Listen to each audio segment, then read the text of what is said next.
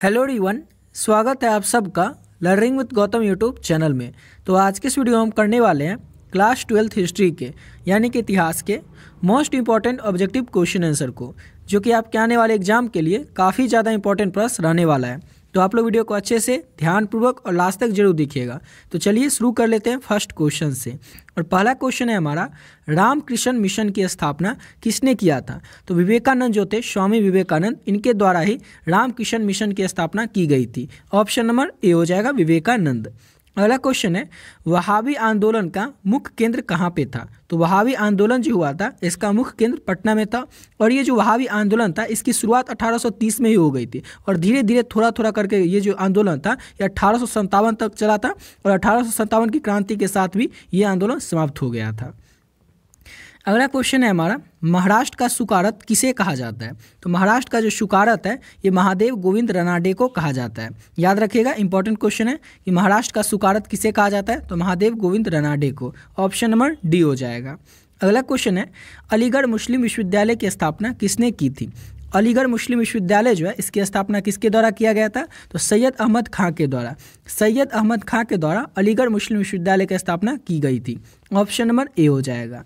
अगला क्वेश्चन है, किसे आधुनिक भारत का जनक कहते हैं? किसे आधुनिक भारत का जनक कहते हैं? तो राजा राम मोहन राय जो है इनको कहा जाता है आधुनिक भारत का जनक, यानी कि ऑप्शन नंबर सी हो जाएगा।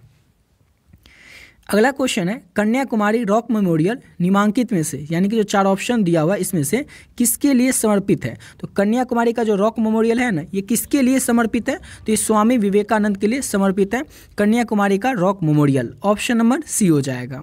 अगला क्वेश्चन है हमारा, स्वामी दयानंद सरस्वती का मूल नाम क्या था? बहुत ही ज़्यादा इंपॉर्टेंट क्वेश्चन है, इसको अच्छे से याद ही रखिएगा। तो स्वामी दयानंद सरस्वती का मूल नाम था मूल शंकर। ऑप्शन नंबर इसका डी हो जाएगा। अगला क्वेश्चन करते हैं और नेक्स्ट क्वेश्चन है, प्रार्थना समाज की स्थापना किसकी प्रेरणा के फलस्वरूप हुई थी? तो प्रार्थना समाज की जो स्थापना है ये केशव चंद्र सेन के प्रेरणा के फलस्वरूप हुआ था। ऑप्शन नंबर ए हो जाएगा। अब अगला क्वेश्चन है हमारा, 1815 ईस्वी में निम्नलिखित में से किसने कलकत्ता में आत्मीय सभा की स्थापना की थी? कहाँ पर? तो कलकत्ता में। कब? तो 1815 में। अब बस आपको इतना बताना है कि आत्मीय सभा की स्थापना इन जगहों पर इस तिथि में किसके द्वारा किया गया था? तो राजा राम मोहन राय के द्वारा आत्मीय सभा की स्थापना 1815 में कलकत्ता में किया गया था। किसके द्वारा? तो राजा राम मोहन राय के द्वारा। ऑप्शन नंबर बी हो जाएगा। अगला क्वेश्चन है, राजा राम मोहन राय के द्वारा ब्रह्म समाज की स्थापना कब की गई थी? तो इनके द्वारा ब्रह्म समाज की जो स्थापना है ये वर्ष 1828 में किया गया था। ऑप्शन नंबर बी हो जाएगा। अगला क्वेश्चन है, दयानंद सरस्वती के द्वारा स्थापित है। तो दयानंद सरस्वती के द्वारा आर्य समाज की स्थापना हुआ था, यानी कि ऑप्शन नंबर बी हो जाएगा। अगला क्वेश्चन है, स्वामी विवेकानंद ने रामकृष्ण मिशन की स्थापना किस वर्ष की थी? तो स्वामी विवेकानंद जो थे इन्होंने रामकृष्ण मिशन की जो स्थापना ये वर्ष 1897 में किया था। ऑप्शन नंबर डी हो जाएगा। अब अगला क्वेश्चन करते हैं और नेक्स्ट क्वेश्चन है, ब्रह्म समाज किस सिद्धांत पर आधारित है? तो ब्रह्म समाज जो है ना ये एकर्षवाद सिद्धांत पर आधारित है। एकर्षवाद। ऑप्शन नंबर इसका ए हो जाएगा। अगला क्वेश्चन है, राधा स्वामी सत्संग के संस्थापक कौन थे?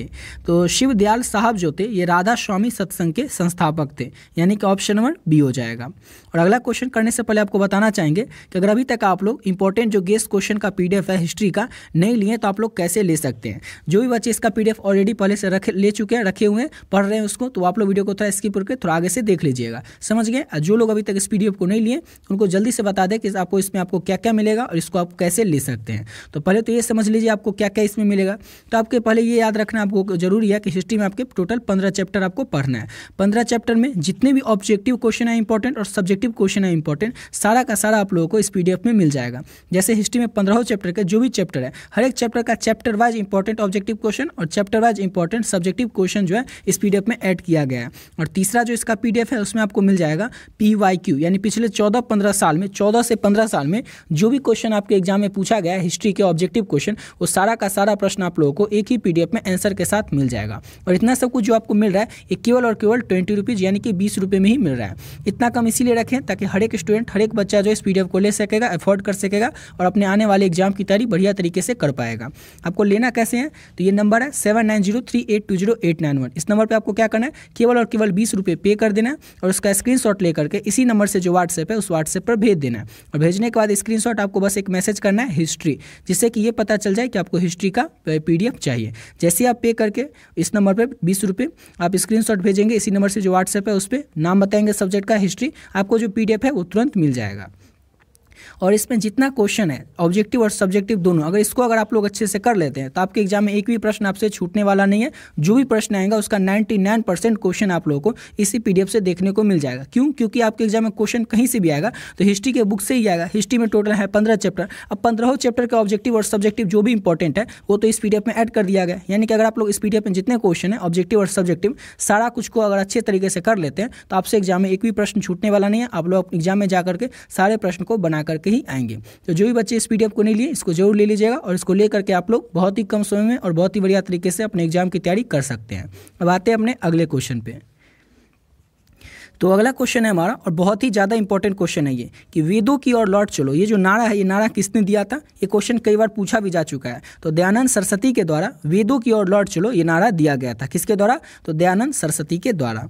अगला क्वेश्चन है प्रार्थना समाज के संस्थापक कौन थे? तो प्रार्थना समाज के जो संस्थापक है वो आत्माराम पांडुरंग थे। ऑप्शन नंबर डी हो जाएगा। अगला क्वेश्चन है अहमदिया कादियानी 1879 से 90 में किसने आरंभ किया था? इसको शुरू किया अहमदिया कादियानी जो है इसको शुरू किया गया था 1889 से 1890 में। इसको आरंभ आखिर किसके द्वारा किया गया था? ये क्वेश्चन आपसे पूछ रहा है। तो मिर्जा गुलाम अहमद के द्वारा ये आरंभ किया गया था, शुरू किया गया था। ऑप्शन नंबर ए हो जाएगा। अगला क्वेश्चन है वर्ष 1914 ईस्वी में बम्बई में सेवा समिति बॉयज स्काउट्स एसोसिएशन की स्थापना किसने किया था? तो श्री राम वाजपेयी के द्वारा किया गया था। ऑप्शन नंबर ए हो जाएगा। अगला क्वेश्चन है हमारा रामकृष्ण मिशन का मुख्यालय कहाँ स्थित है? इंपॉर्टेंट क्वेश्चन है, याद रखिएगा। तो वेल्लूर में स्थित है रामकृष्ण मिशन का मुख्यालय। ऑप्शन नंबर ए हो जाएगा। अगला क्वेश्चन है थियोसॉफिकल आंदोलन की गतिविधियों को भारत में व्यापक रूप से फैलाने का श्रेय किसे जाता है? तो एनी बेसेंट को जाता है थियोसॉफिकल आंदोलन की गतिविधियों को भारत में व्यापक रूप से फैलाने का श्रेय। ऑप्शन नंबर ए हो जाएगा।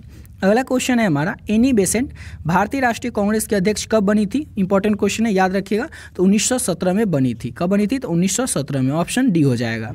अगला क्वेश्चन है वर्ष 1863 ईस्वी में कलकत्ता में मोहम्मडन एसोसिएशन की स्थापना किसने किया था? तो ये अब्दुल लतीफ़ के द्वारा इसकी स्थापना की गई थी। कब किया गया था? तो 1863 में। अगला क्वेश्चन है हमारा बारदोली सत्याग्रह जो 1928 में हुआ था इसका नेतृत्व किसके द्वारा किया गया था? तो सरदार वल्लभ भाई पटेल के द्वारा बारदोली सत्याग्रह का जो कि हुआ था 1928 में। डेट भी याद रखिएगा क्योंकि डेट भी पूछ सकता है आपसे। इसका नेतृत्व सरदार वल्लभ भाई पटेल के द्वारा किया गया था। अगला क्वेश्चन है हमारा सबसे प्राचीन वेद कौन सा है? वेद 4 होते हैं, सबको पता है, और पुराण 18 होते हैं, ये भी याद रखिएगा। और सबसे प्राचीन यानी कि सबसे पुराना वेद कौन सा है? तो ऋग्वेद जो है सबसे पुराना वेद है। अगला क्वेश्चन है 1899 से 1900 ईस्वी में मुंडा जो क्रांति था इसका नेता कौन था? तो मुंडा क्रांति के 1899 से 1900 के बीच यानी कि इस एक साल के बीच में इस क्रांति के जो नेता थे वो बिरसा मुंडा थे। ऑप्शन नंबर सी हो जाएगा। अगला क्वेश्चन है हमारा अखिल भारतीय किसान सभा के प्रथम सत्र की अध्यक्षता किसने किया था? तो अखिल भारतीय किसान सभा के जो प्रथम सत्र की अध्यक्षता थी वो किया गया था स्वामी सहजानंद के द्वारा। किसके द्वारा? तो स्वामी सहजानंद के द्वारा। ऑप्शन ए हो जाएगा। अगला क्वेश्चन है बम्बई में अखिल भारतीय व्यापार संघ कांग्रेस AITUC की स्थापना कब हुई थी? तो AITUC की जो स्थापना है वर्ष 1990 में किया गया था। इसका नाम अच्छे से याद रखिएगा, आपसे पूछ सकता है कि AITUC का पूर्ण रूप क्या होता है? तो इसका पूर्ण रूप होता है अखिल भारतीय व्यापार संघ कांग्रेस। अगला क्वेश्चन है हो विद्रोह हुआ था। तो हो विद्रोह जो है ये कब हुआ था? 1820 से 21 के दौरान जो है हो विद्रोह हुआ था। ऑप्शन नंबर सी हो जाएगा। अगला क्वेश्चन है छोटा नागपुर में ताना भगत आंदोलन कब हुआ था? तो छोटा नागपुर में ताना भगत आंदोलन जो था ये वर्ष 1914 से 15 के बीच हुआ था। ऑप्शन नंबर बी हो जाएगा। अगला क्वेश्चन है गांधी जी का चंपारण जो है किससे जुड़ा हुआ है? किस प्रथा से जुड़ा हुआ है? तो 3 कठिया प्रथा से जुड़ा हुआ है गांधी जी का चंपारण सत्याग्रह। याद रखिएगा गांधी जी चंपारण में कब गए थे? तो वर्ष 1917 में गए थे। अगला क्वेश्चन करते हैं और नेक्स्ट क्वेश्चन है उलगान किससे जुड़ा है? उलगान विद्रोह जो है ना ये किस चीज़ से जुड़ा हुआ है? तो ये बिरसा मुंडा से जुड़ा हुआ है उलगान विद्रोह। ऑप्शन नंबर डी हो जाएगा। अगला क्वेश्चन है खैरवाड़ आदिवासी आंदोलन कब हुआ था? तो खैरवाड़ आदिवासी आंदोलन जो है ये वर्ष 1874 में हुआ था। ऑप्शन नंबर ए हो जाएगा।